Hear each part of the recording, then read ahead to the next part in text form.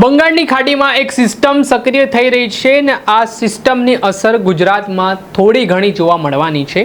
એટલે થોડા ઘણા જિલ્લાઓમાં સામાન્યથી હળવો વરસાદ છે તે પડી શકે છે।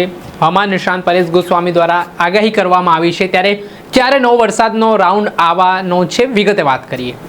વૈષ્ણવજન તો તેને કહીએ જે પીડ પરાઈ જાનાને રે। દર્શક મિત્રો, નવજીવન ન્યૂઝમાં આપનું સ્વાગત છે। હું છું ફૈઝાન। વાત કરું તો આ વખતે ચોમાસું ખેંચાયું હોય તેવી સ્થિતિનું નિર્માણ થયું છે।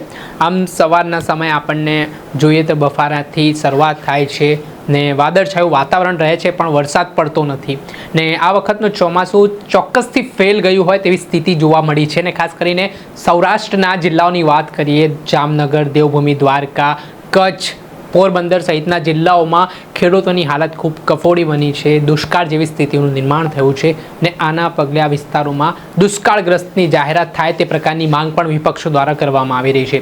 ત્યારે આ વચ્ચે હવામાન નિષ્ણાત પરેશ ગોસ્વામીની આગાહી સામે આવી છે, જેમાં તેઓ જણાવી રહ્યા છે કે બંગાળની ખાડીમાં એક સિસ્ટમ છે તે બનતી દેખાઈ રહી છે અને આ સિસ્ટમની અસર છે તે ગુજરાત તરફ હળવી જોવા મળશે।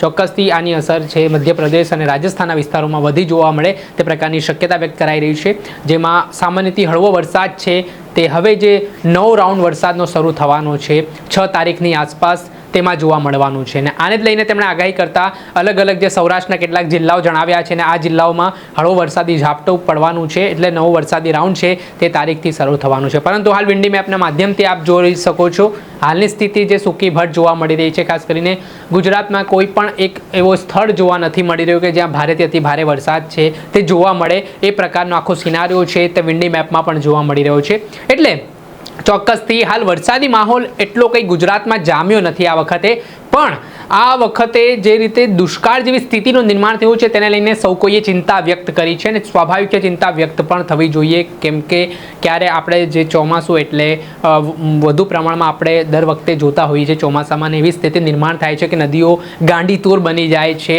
ને ચોક્કસથી એ વિસ્તારો છે પાણીમાં તરબોળ થઈ જાય છે, ખેડૂતોના ખેતરો બેટમાં ફેરવાય છે। પરંતુ આ વખતની સ્થિતિ સાવ જુદી જોવા મળી। આજે ખેડૂતો છે તે પાણી માટે વલખા મારી રહ્યા છે, કુદરત જાણે કે નારાજ થયો હોય, રૂઠ્યો હોય તેવી સ્થિતિનું નિર્માણ થયું છે ને આ વચ્ચે હવે 6 તારીખે જે નવો રાઉન્ડ વરસાદનો આવવાની વાત કહેવાઈ રહી છે હવામાન નિષ્ણાંત દ્વારા કે હવે 6 સપ્ટેમ્બરથી કઈ રીતનો વરસાદી માહોલ ગુજરાતમાં બને છે તે તમામે તમામ પડેપડના અપડેટો આપના સુધી લાવીશું વેધરથી જોડાયેલા। એટલે નવજીવન ન્યૂઝને લાઇક કરી લો, સબસ્ક્રાઇબ કરી લો, જેના કારણે તમને નવા અપડેટો વેધરથી જોડાયેલા મળતા રહે।